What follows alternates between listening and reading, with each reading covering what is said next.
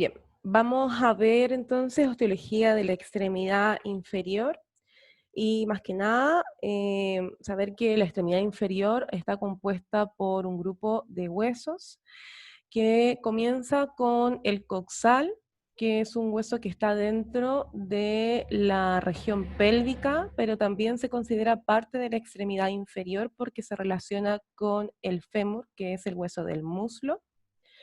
Luego vamos a encontrar a los huesos que están dentro de la región de la pierna, y aquí tenemos en parte a la tibia y el peroné, sin dejar de lado a la rótula que queda en el intermedio porque está dentro de la rodilla. Y luego encontramos a los huesos que conforman a la región del pie, que son los 7 huesos del tarso, y a los 5 metatarsianos y a los huesos de las falanges que conforman la constitución de los dedos. Con respecto al coxal, vamos a decir dentro de sus características generales que es un hueso que se encuentra en la región pélvica y también se relaciona con la región del muslo, ya que se articula por una parte con el sacro y con el ilíaco contralateral, y por otro lado con el fémur. Es un hueso que tiene forma cuadrilátera, por lo tanto en él vamos a considerar que tiene dos caras, una cara interna, que es la que observamos aquí, una cara externa, que es la que observamos en esa fotografía, 4 bordes, un borde superior, que es el que está acá arriba, un borde inferior, un borde anterior, un borde posterior y 4 ángulos, ¿ya? Que vamos a ver más adelante. Decir de forma general que es un hueso clasificado como plano, que está retorcido por sobre su eje y que además fue formado por la unión primitiva de 3 pequeños huesos que son el ilion, el pubis y el isquion. El ilion siendo su parte más superior, que es lo que se proyecta aquí, el pubis la parte que está proyectada hacia anterior y el isquion la porción que se proyecta hacia atrás. Dentro de su configuración, como es un hueso cuadrilátero, como bien les dije anteriormente, está configurado por dos caras, interna y externa, y las reconocemos por lo siguiente. La cara interna va a ser reconocida siempre porque en ella vamos a encontrar una superficie articular en forma de oreja, que es esta que observamos aquí, y que se conoce como carilla auricular, ¿ya? Que es para articularse con la carilla auricular del sacro. Donde esté la carilla auricular, vamos a decir que es la cara interna del ilíaco. ¿Bien? Dentro de la cara interna del ilíaco, aparte de la carilla auricular, vamos a encontrar una línea que divide al ilíaco en dos partes. Esta línea, que es la que observamos acá, no sé si siguen mi cursor, se denomina línea innominada y divide a este hueso en dos porciones, en una porción superior y en una porción inferior. La porción superior es la porción del ilíaco que queda en la pelvis falsa, es decir, queda dentro de la región abdominal. Y la porción inferior, que está por debajo de la línea, es la que queda dentro de la pelvis verdadera, es decir, queda dentro de la región pélvica, ¿ya?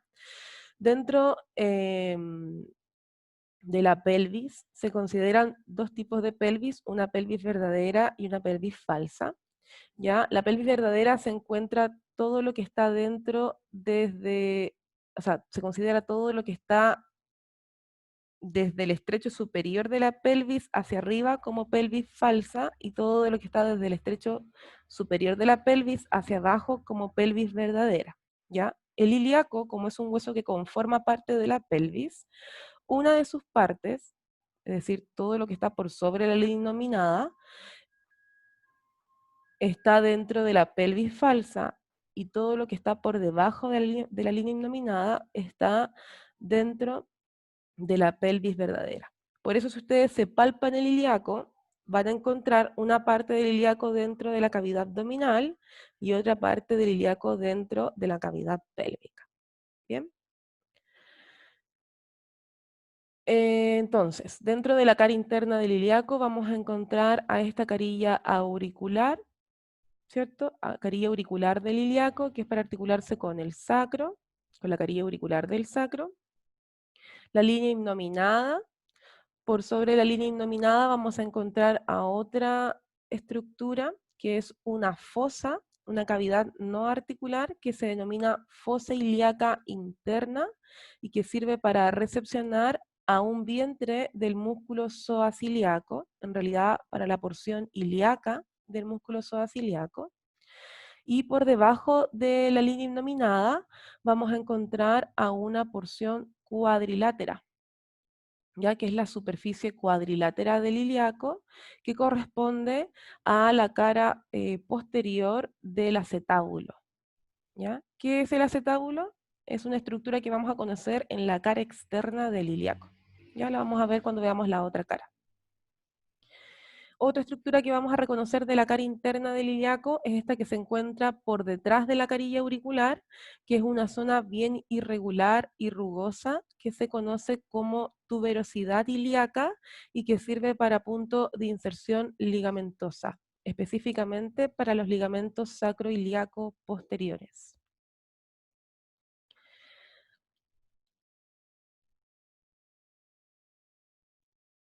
Con respecto a la cara externa del ilíaco, ahí dónde está, ahí. Vamos a encontrar, la vamos a reconocer principalmente porque en ella se encuentra esta estructura que se conoce como acetábulo o cótilo, o algunos lo llaman cavidad glenoidea del ilíaco, y que sirve para relacionarse con la cabeza del fémur. Este acetábulo tiene una porción que es no articular y otra porción que es articular.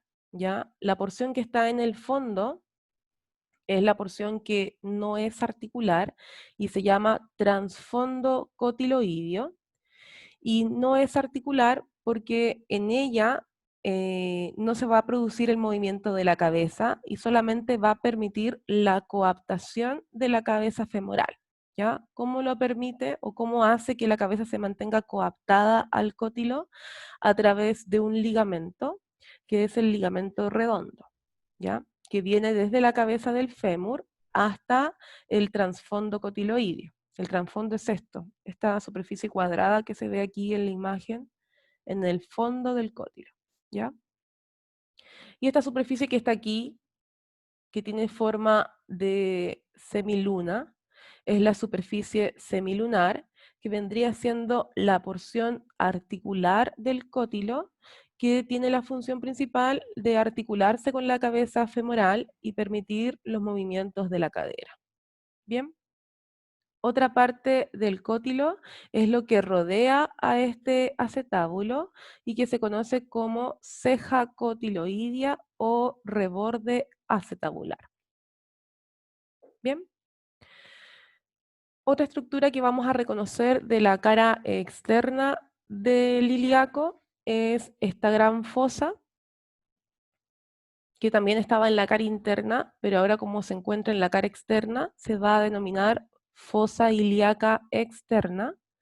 Y al igual que la fosa ilíaca interna, la fosa ilíaca externa va a servir para recepcionar a músculos. ¿A qué músculos recepciona esta fosa ilíaca externa?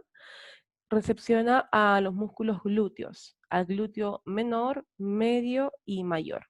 Y por lo tanto, dentro de su estructura va a tener unas líneas que algunos autores llaman como líneas semicirculares y otros como líneas glúteas para demarcar la separación. Ahí hay una línea, acá hay otra, la separación de la inserción de estos músculos. ¿Ya? Algunos autores describen 3 líneas glúteas, línea inferior, anterior y posterior, Y otros, como Testit y Leterrier, que es el que vamos a utilizar nosotros, describen solamente dos, la anterior y la posterior, ¿ya? Que vendría siendo esta y esta que está acá atrás, ¿ya? Que delimitan la inserción de glúteo menor, medio y mayor.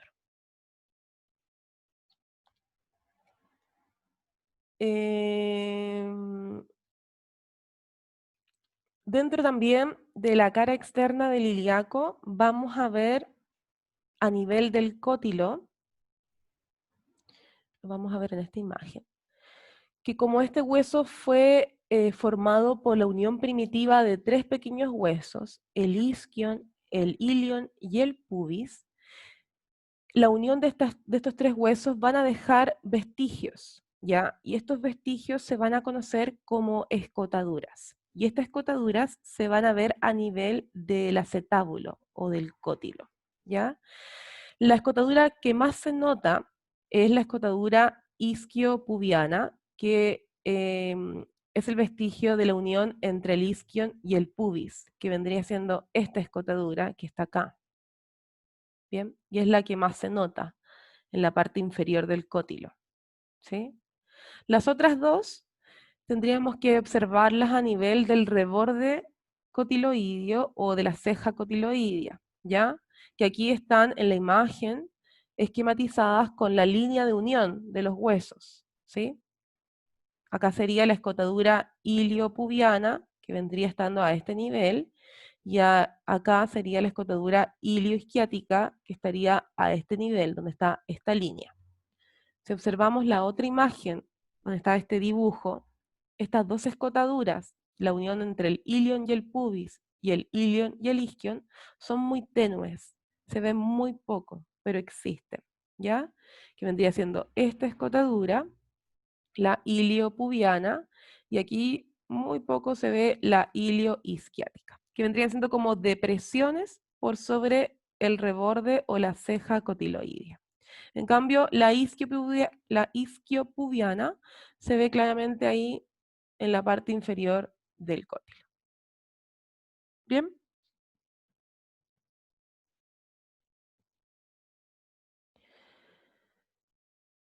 Con respecto a los bordes, el ilíaco como es cuadrilátero, es decir, como un cuadrado, ¿cierto? Tiene 4 lados, por lo tanto tiene 4 bordes, ¿ya? Un borde superior, un borde inferior, un borde anterior y un borde posterior. El borde superior, su nombre lo dice, va a estar orientado hacia arriba, y la porción del ilíaco que queda orientada hacia arriba es el ilion, ¿ya? Y este borde corresponde a esta estructura ósea que nosotros conocemos como cresta ilíaca. ¿Bien?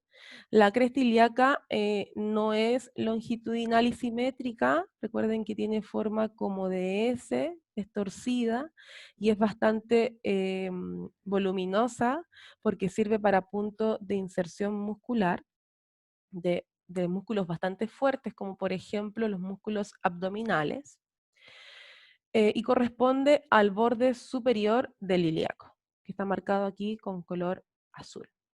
¿Bien? El borde inferior, que como bien dice su nombre, inferior, va a estar proyectado hacia abajo, ¿cierto? Corresponde tanto al hueso isquion como al pubis y corresponde a esta estructura ósea que es la unión de dos ramas entre el isquion y el pubis, a la rama ascendente del isquion y a la rama descendente del pubis, que cuando se unen conforman la rama isquiopubiana. Eso ocupa todo lo que es el borde inferior del ilíaco. Y además, dentro de este borde, que está aquí, vamos a encontrar también a esta cara articular, que se denomina como cara sinfisiana, porque va a recepcionar a la sínfisis púbica para permitir que este ilíaco se pueda articular con el ilíaco contralateral, ¿ya? Y de esa manera formar la articulación de la sínfisis pubiana. ¿Bien? Entonces, en el borde inferior vamos a encontrar la unión de la rama ascendente del isquion con la rama descendente del pubis, que se conoce como la rama isquiopubiana, y también la cara sinfisiana, que es la que recepciona el cartílago de la sínfisis púbica y que permite que el ilíaco de un lado se conecte con el ilíaco del otro lado a través de la articulación de la sínfisis pubiana. El borde anterior lo reconocemos porque se distribuye desde el ilion hasta el pubis, ¿sí? Y en él vamos a encontrar distintas estructuras óseas o reparos óseos o detalles óseos que son lo mismo. ¿Ya? ¿Alguien está hablando por el chat? No veo el chat. No puedo ver el chat, no sé qué dicen.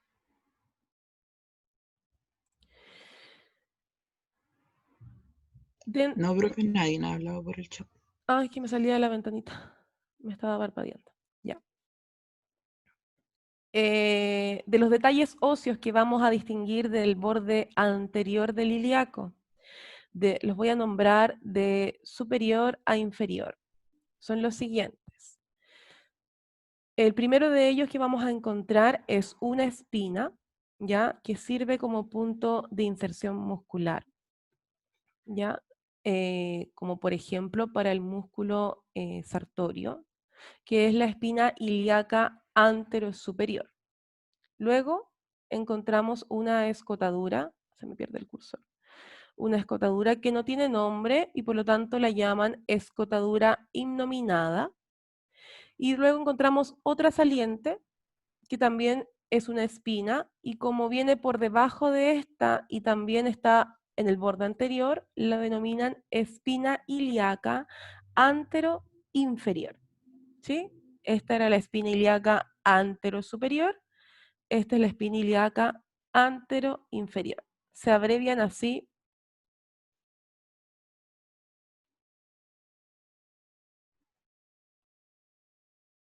A ver, ¿qué me estaban hablando por el chat? Dice, profe, en el borde inferior se puede... Ah, me hablaban por privado. Se puede observar la tuberosidad isquiática. No, la tuberosidad isquiática se observa por el borde posterior, más que por el borde inferior.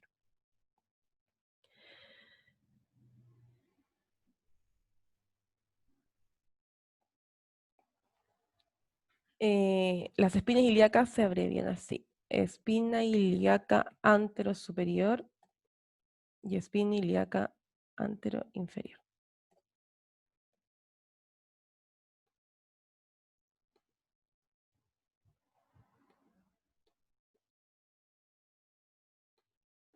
¿Ya? Entonces, en el borde anterior, espina ilíaca antero-superior, escotadura innominada, espina ilíaca antero-inferior. Y aquí encontramos una pequeña escotadura que va a permitir el paso de un músculo que luego se va a ir a insertar en el fémur, ¿ya? Y que viene desde esta fosa y desde la columna, que es el músculo psoas. ¿Ya? Entonces aquí se llama escotadura para el psoas ilíaco o escotadura del psoas. ¿Ya? Y acá vienen una serie de 3 estructuras, que es una eminencia, una superficie y una cresta, que tienen un nombre parecido. Algunos autores lo nombran con el mismo nombre y otros le cambian un poco el nombre. Ahí va a depender de la autora, del autor. Creo que Tessut y Leterrier nombra la primera como iliopectinia y a las otras dos las nombra como pectinia, ¿ya? Pero al fin y al cabo, la mayoría los nombra como iliopectinia. Yo al menos así los he leído. ¿Bien? Y encontramos aquí en la primera, después de la escotadura del psoas, encontramos la eminencia iliopectinia, que es una rugosidad. Luego encontramos una superficie triangular, que es la superficie iliopectinia o la superficie pectinia, y por detrás de ella vamos a encontrar una cresta rugosa, que es la cresta pectinia o la cresta iliopectinia. ¿Ya? Eminencia, superficie y cresta. Para terminar el borde anterior, vamos a encontrar a esta espina, que es la espina del pubis. ¿Bien? El borde posterior del ilíaco es entonces el que se va a proyectar desde el ilion hasta el isquion, porque el isquion es la porción del coxal que queda por atrás, ¿ya? Y en este borde también vamos a encontrar distintas estructuras. Partiendo desde superior a inferior, vamos a encontrar las siguientes. Vamos a encontrar primero a esta que está aquí, que es la espina ilíaca posterior-superior. Luego encontramos a una escotadura que no tiene nombre, por lo tanto también la llaman escotadura innominada. Luego encontramos más abajo a la siguiente espina ilíaca, pero en este caso a la póstero inferior. Y aquí vamos a encontrar a dos grandes escotaduras. Bueno, una de mayor tamaño, y si se fijan más abajo, una más pequeña. Y entre medio de ellas, una espina, ¿sí? Esta espina se llama espina ciática y sirve para punto de inserción de los ligamentos que vienen del sacro hasta el ilíaco, ¿ya? Específicamente del ligamento sacroespinoso, ¿ya? O sacrociático menor. Bien, y se llama espina ciática. Por lo tanto, la escotadura que está por sobre la espina ciática y que es de mayor tamaño se llama escotadura ciática mayor. Y la que está por debajo de la espina ciática, ahí, y que es de menor tamaño, se llama escotadura ciática menor. ¿Bien? Entonces, espina ilíaca póstero superior, escotadura innominada, espina ilíaca póstero inferior, escotadura ciática mayor, espina ciática, escotadura ciática menor, y finalmente la tuberosidad isquiática. ¿Ya? Por estas escotaduras van a pasar músculos provenientes desde la pelvis, como por ejemplo el músculo piramidal, vasos sanguíneos, algunos nervios, ¿ya? Y también en estas espinas se van a insertar músculos como también ligamentos. Por ejemplo, en la tuberosidad isquiática se insertan los músculos aductores de la cadera y un grupo muscular extensor de cadera y flexor de rodilla, bastante importantes, que son los isquiotibiales. ¿Ya? De ahí viene su nombre, isquiotibiales, porque van desde el isquion hasta la tibia. Bien, para finalizar el ilíaco me quedan los ángulos. Los ángulos se forman por la unión de los bordes del ilíaco y por lo tanto vamos a encontrar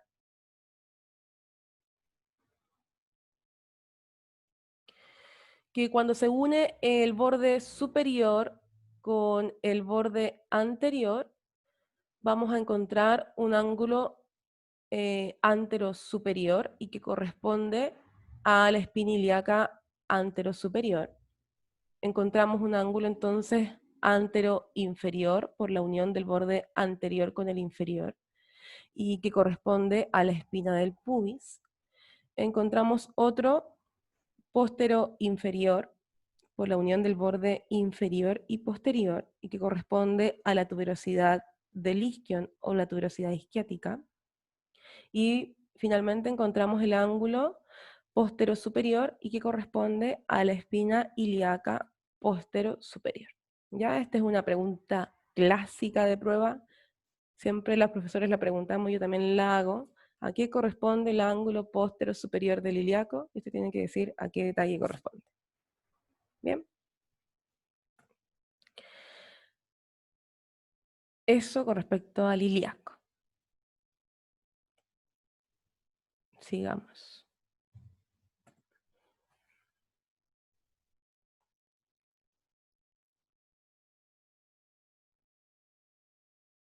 Bien. El fémur. Con respecto a las características generales del fémur, vamos a decir que es uno de los huesos más robustos del cuerpo. Es el más grande, se encuentra en el muslo, es clasificado como un hueso largo, se relaciona por proximal con el ilíaco, por distal con la patela o rótula y con la tibia. Como es un hueso largo, está compuesto por dos extremos o epífisis y un cuerpo. Reconocemos su epífisis proximal porque en ella se encuentra la cabeza femoral y reconocemos su epífisis distal porque en ella vamos a encontrar a la tróclea y a los cóndilos femorales que le permiten relacionarse con los huesos de la pierna. Y en su cuerpo vamos a decir que tiene forma prismática triangular, por lo tanto tiene 3 caras y 3 bordes. La base del prisma del cuerpo del fémur está proyectada hacia anterior, por lo tanto tiene una cara anterior completa y que es convexa, generalmente en sus 2/3 superiores, convexa, un poco más aplanada en el tercio inferior, ¿ya? Pero es la cara completa de su prisma, y las caras que se dividen son las que se proyectan hacia atrás, ¿ya? Por lo tanto vamos a encontrar una cara póstero interna y una cara póstero externa, ¿ya? O una cara externa y una cara interna, una cara externa, ¿bien? Y tiene 3 bordes, un borde posterior, y que este borde posterior del cuerpo del fémur es bastante importante, es bien rugoso y marcado, y tiene un nombre particular, se llama línea áspera. Tiene detalles importantes, es bien simpático por decirlo así, porque tiene divisiones. Hacia superior se trifurca, es decir, se divide en 3, y hacia inferior se bifurca, es decir, se divide en 2, ¿ya? Y se llama línea áspera. Y los otros 2 bordes son el borde medial, que es el que vemos aquí, que obviamente lo reconocemos porque acompaña a la cabeza del fémur, y el borde lateral. Bien. El fémur en realidad se encuentra dirigido, no es un hueso que está verticalmente en el cuerpo, sino que se encuentra oblicuo, ¿cierto? Dirigido de arriba hacia abajo y de afuera hacia adentro, en ese ángulo, en nuestro cuerpo. Y igual que la cabeza a nivel de la epífisis proximal, no solamente está dirigida hacia adentro, sino que también está dirigida hacia arriba y levemente hacia atrás, ¿cierto? Para que pueda calzar de forma recíproca con el cótilo, y de esa manera no se salga. Bien. De la epífisis proximal del fémur vamos a reconocer las siguientes estructuras. En ella vamos a encontrar la cabeza femoral, que como la observamos en la mayoría de las imágenes, vemos que es esférica, corresponde a 2/3 de una esfera, es una gran cabeza femoral, y se relaciona directamente con el acetábulo. Recuerden que se articula con la superficie semilunar del acetábulo, y lo que se relaciona con el trasfondo cotiloideo es este ligamento que nace desde la cabeza del fémur en esta fosita que tiene aquí la cabeza, que se llama fosita para el ligamento redondo, que es donde se va a insertar el ligamento redondo y va a partir desde esta fosita hasta este trasfondo cotiloideo, ¿ya? Y de esa manera va a permitir que el fémur no se salga del acetábulo o del cótilo. ¿Bien? Como en todos los huesos largos y en todos los huesos que tienen una cabeza, vamos a encontrar por debajo, por posterior de la cabeza en este caso, lo que es el cuello anatómico, que a nivel del fémur es bastante grande. Ya de hecho en él se describen caras y bordes que nosotros no vamos a conocer. Solamente decir que por posterior del cuello anatómico vamos a encontrar a este gran tubérculo, que es el trocánter mayor del fémur, que tiene 2 caras y 4 bordes, una cara externa que es convexa y que sirve para puntos de inserción muscular, principalmente de los músculos glúteos, como es el glúteo medio y mayor, y bordes, que son el borde superior, inferior, anterior y posterior, que también sirven para puntos de inserción muscular. La cara interna del trocánter mayor también es importante que la conozcan, porque dentro de esta cara va a haber una fosita que se conoce como fosita digital o zona digital, algunos autores la llaman, y dentro de esta zona digital va a servir para el punto de inserción de los músculos pelvitrocanterios, que vienen desde la pelvis y van a insertarse finalmente dentro del trocánter mayor. Generalmente son 4, que son los géminos, géminos superior e inferior, y los músculos obturadores, obturador interno y externo. Hacia postero inferior del cuello anatómico del fémur vamos a encontrar al otro tubérculo o al otro trocánter del fémur, que se conoce como trocánter menor, que obviamente es mucho de menor tamaño que el trocánter mayor, y este también sirve como punto de inserción muscular para el músculo psoas ilíaco. Aquí finalmente se inserta el psoas ilíaco, que ya vimos que viene desde la pelvis e inclusive desde la columna. Entre ambos trocánteres, entre el trocánter mayor que se proyecta hacia afuera, de hecho este es palpable, ¿ya? Entre el trocánter mayor y el trocánter menor hacia anterior, vamos a ver la proyección de una línea que se llama línea intertrocanteria, que va a permitir la inserción de la cápsula articular de la articulación de la cadera, y hacia posterior, que en este caso no tengo la foto, aquí se ve la diferencia. Entre ambos trocánteres, entre el trocánter mayor y el menor, vamos a encontrar a esta línea, que es la línea intertrocanteria, que permite la inserción de la cápsula articular, y hacia posterior vamos a encontrar la cresta intertrocanteria, que va a permitir la inserción muscular, ¿ya?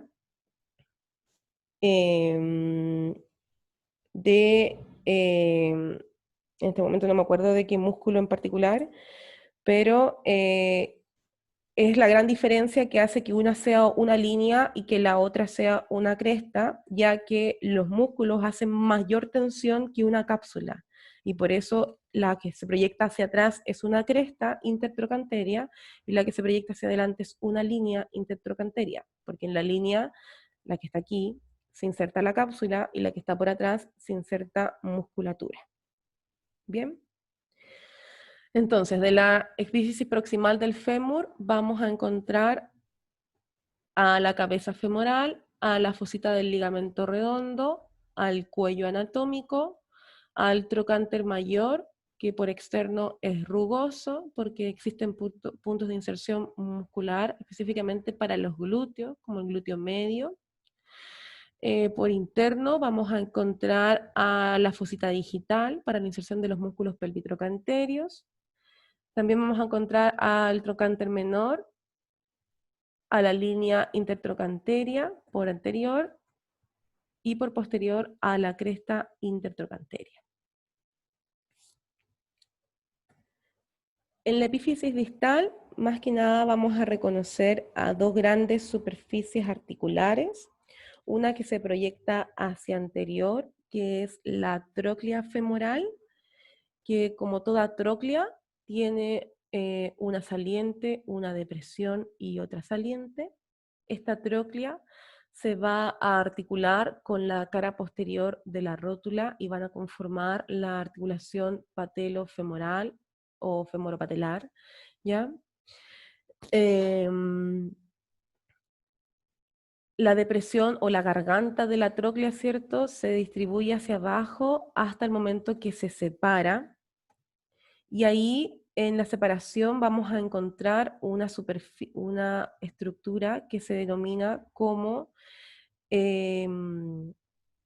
escotadura intercondilia, que es el espacio que se encuentra entre ambos cóndilos, ¿ya? Que es justo por donde se separan las dos vertientes de la tróclea.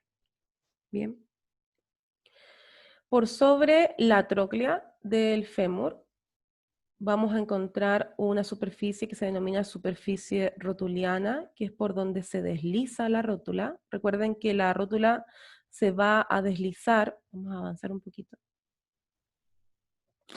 Acá está la rótula, se va a deslizar sobre la tróclea femoral al momento de la flexoextensión, y lo hace a través de la tróclea del fémur, pero llega a una superficie para evitar que se deslice más allá de la tróclea, ¿ya? Aquí la podemos ver.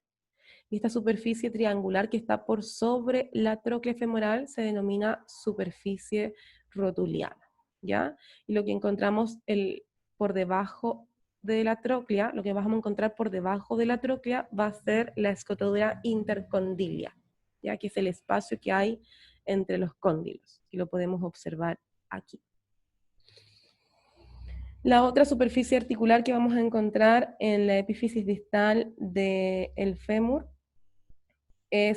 son los cóndilos, que son estos dos cóndilos que son de gran tamaño, el cóndilo interno y el cóndilo externo, que tienen 6 caras, ¿ya? Una cara superior, que es la que se sigue con el cuerpo del fémur, una cara inferior, a ver si tengo una foto que me ayude.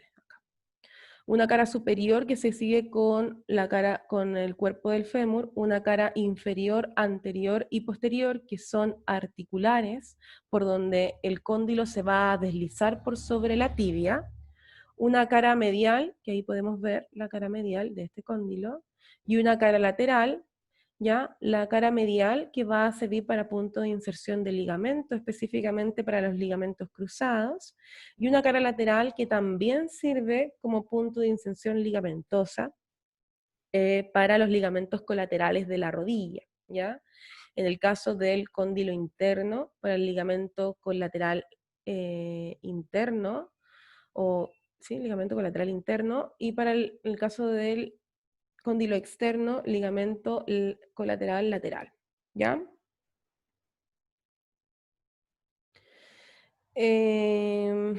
Por lo tanto, cada cóndilo va a tener algunas estructuras importantes que hay que reconocer, ¿ya?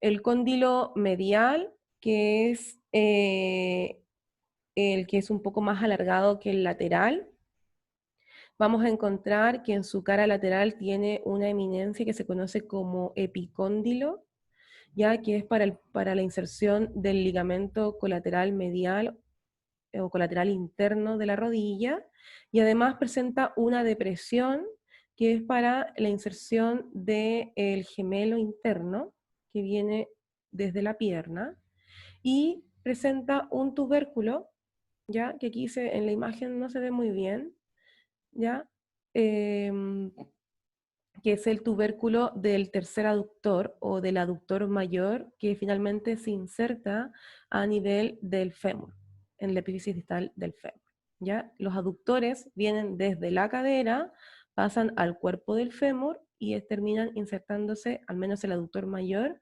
aquí a nivel del cóndilo interno.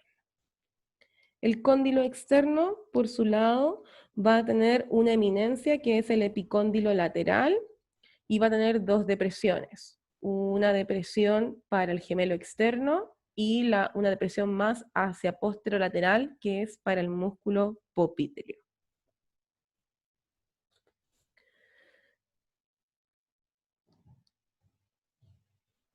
Con respecto al cuerpo del fémur, y aquí la imagen no me ayuda mucho, solamente aquí a nivel distal, pero proximal no.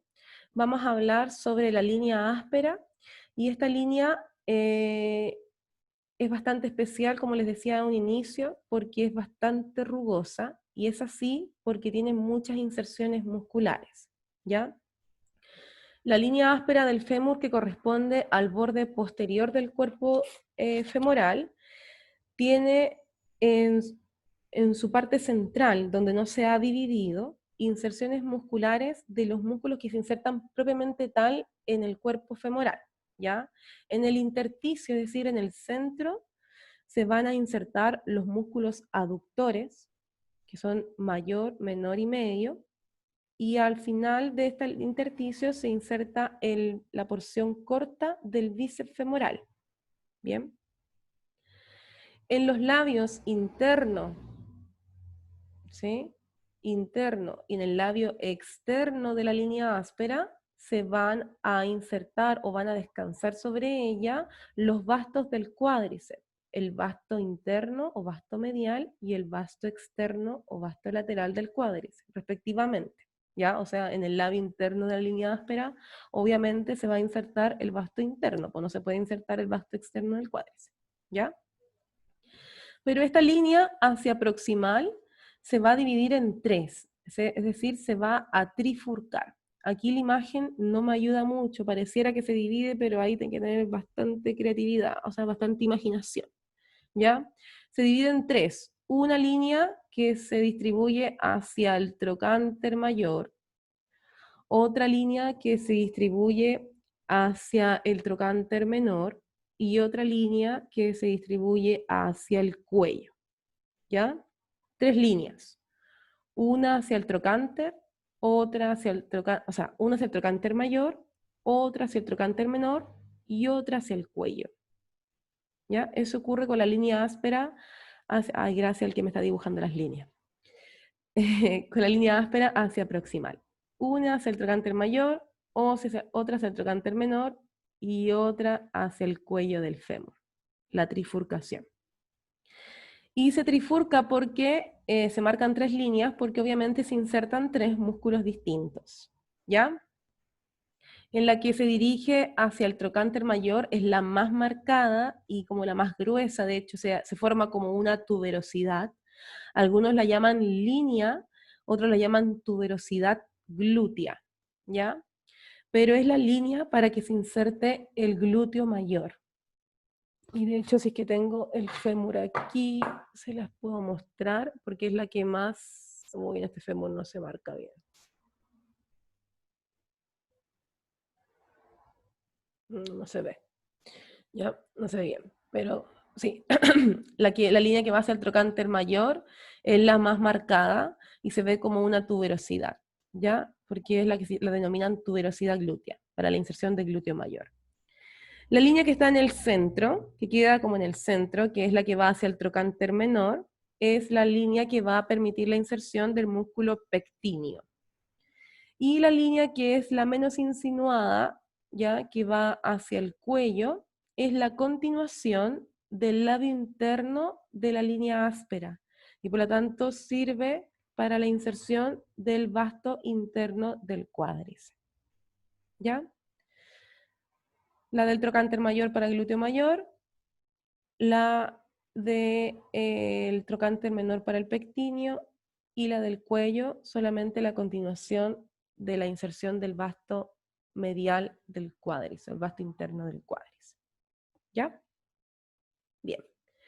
Hacia distal, la línea áspera se bifurca. Ahí en la imagen se nota. ¿Ya? Se bifurca y se dirige esta línea hacia ambos cóndilos. Algunos autores la llaman línea supracondilia, ¿cierto? Línea supracondilia medial, línea supracondilia lateral. Si ustedes se fijan, delimitan una superficie triangular. Esta superficie la llaman superficie popitlea, ¿ya? Porque aquí se va a insertar el músculo popitleo, ¿ya? El músculo popitleo es un músculo bien pequeñito, pero es un músculo estabilizador de la rodilla, estabilizador posterior, porque va en la parte posterior de la rodilla, ¿ya? Músculo popitleo, superficie popitlea. Bien, delimita la bifurcación de la línea áspera hacia distal, que se denomina línea supracondilia lateral y línea supracondilia medial, delimitan la superficie poplitea. Estas líneas supracondilias, aparte de delimitar la superficie poplitea, la que está más marcada es la lateral, porque también en esta línea supracondilia lateral se inserta parte de la porción corta del músculo bíceps femoral. Bien, la línea medial, la supracondilia medial también se nota, pero es más tenue que la lateral.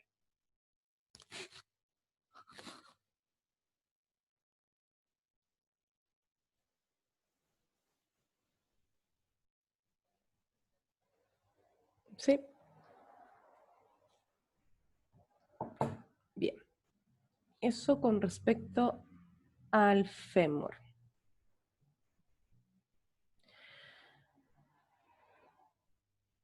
Ya, pasamos la rótula y terminamos. Ya, porque no vamos a alcanzar a pasar tibia y peroné.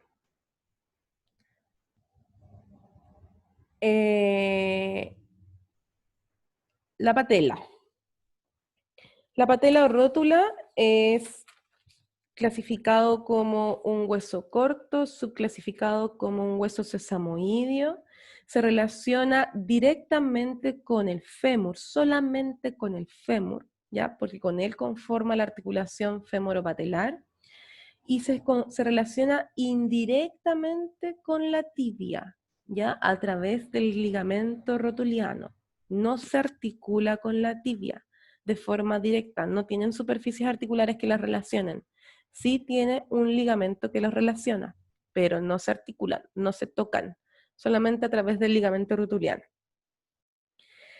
Tiene forma triangular de base superior y vértice inferior, y como es triangular, tiene dos caras, una cara anterior, que es la que observamos aquí, una cara posterior, que es la que observamos acá, una base superior, que además su base tiene forma triangular, con base hacia anterior y vértice hacia atrás, y un vértice que se dirige hacia abajo, ¿sí? Tiene dos bordes, un borde medial y un borde lateral, y eso. Con respecto a la cara anterior de la patela, nada más que decir de ella que se encuentra estriada de forma vertical, producto a la tensión del tendón del cuádriceps, que pasa por sobre ella. El músculo cuádriceps se inserta, en la base de la rótula y pasa luego como tendón, ¿cierto?, por sobre la cara anterior de la rótula, y luego se convierte en ligamento aquí a nivel del vértice de la patela para insertarse finalmente en la tuberosidad anterior de la tibia, ¿ya? Cuando el cuádriceps se contrae, obviamente todo este tejido, que es parte del músculo cuádriceps, se tensiona y por eso produce por sobre la cara anterior de la rótula estas estrías verticales, ¿ya? Y también hay uno que otro agujeros vasculares por sobre la cara anterior de la rótula, pero no tiene alguna otra estructura. Esa es la gran característica, que está estriada de forma vertical. Lo más Profe, importante, dígame, perdón que la interrumpa. dígame, ¿A qué se refiere con el vértice? No estoy claro con eso yo. ¿el vértice de la rótula? ¿Sí? Es que es triangular, la rótula es como un triángulo, ¿sí? Ah, ya, Y ok. la base está arriba, sino que además la base de la rótula, no sé si tengo yo para anotar aquí, la base de la rótula, la misma base también es triangular, Sí, ahí se ve, sí. ¿ya? Y la rótula es triangular, Ah, ya, perfecto. ¿ya? Entonces, esta es la base de la rótula es superior y el vértice de la rótula es inferior y tiene bordes Ah, ok. laterales. Tiene un borde medial y un borde lateral, Ahora ¿ya? sí entendí. Muchas Ya. gracias. Lo más importante de la rótula, como yo les decía, es la cara posterior, porque en ella vamos a encontrar que está dividida por una línea transversa en dos partes, ¿ya? En una parte superior que es articular y en una parte inferior que no es articular. La parte inferior no tiene mucha importancia, tiene relación directa con las bursas serosas que tiene la rodilla, y la parte superior es articular, y en ella vamos a encontrar una superficie articular que se adapta a una tróclea. Eso quiere decir que está compuesta por una vertiente, por una cresta y por otra vertiente, ¿ya? Solo decir que la vertiente lateral de esta superficie es de mayor tamaño que la vertiente medial. Eso se me fue decirles en el fémur, porque la tróclea del fémur, la saliente lateral de la tróclea del fémur es de mayor tamaño que la medial, ¿ya? Y por lo tanto la vertiente lateral de la rótula tiene que ser de mayor tamaño que la medial, ¿ya? Esta superficie articular es la que se va a relacionar con la tróclea del fémur. ¿Bien? Los bordes laterales de la rótula sirven para punto de inserción de los vastos del cuádriceps, vasto medial y vasto externo, y también para los ligamentos alares. El vértice de la rótula sirve como punto de inserción para el ligamento rotuliano, ¿ya? Y nada más que decir de la patela. Bien, que es pequeñita, pero es súper importante. Ya, chiquillos, se me acabó el tiempo. Lo dejamos hasta aquí. Dentro del fin de semana, antes del jueves, les voy a subir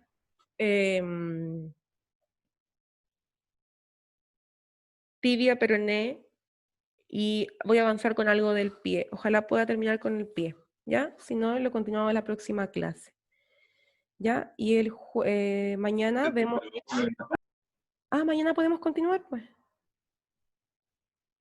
¿Sí? ¿O prefieren saldar dudas mañana? Yo creo que podríamos seguir viendo lo de extremidad inferior. ¿Sí? Seguimos con tibia. Entonces, por mi parte, Yo concuerdo diría con eso. consultar. Prefiere consultar. Ya, pónganse de acuerdo y me avisen en el día, por favor. Ya, porque unos quieren consultar, otros quieren seguir viendo materia. Entonces mejor ustedes mismos, más ratito por interno hacen una encuesta, no sé, se preguntan entre ustedes, y lo que dice la mayoría. O hacemos dudas de la materia que ya hemos visto, o seguimos con la materia. ¿Ya? Ya, profe. Ya, me avisan durante el día, por favor. Ya, chiquillos, que estén bien, les subo este video en un ratito. No, profe. Chao. Chao, profe. Chao, profe, que esté bien. Igual, chao.